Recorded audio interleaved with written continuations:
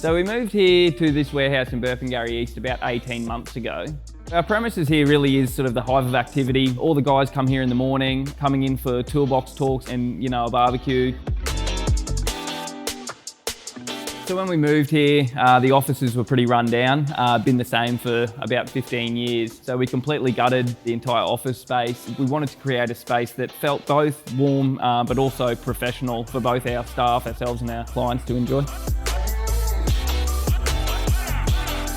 Another reason that we moved to a larger premises was being able to keep a wide range of stock on hand so that when our clients request a specific system, whether it's residential or commercial, we tend to try and have those systems in stock for our clients so that, when they say jump, we're ready to go.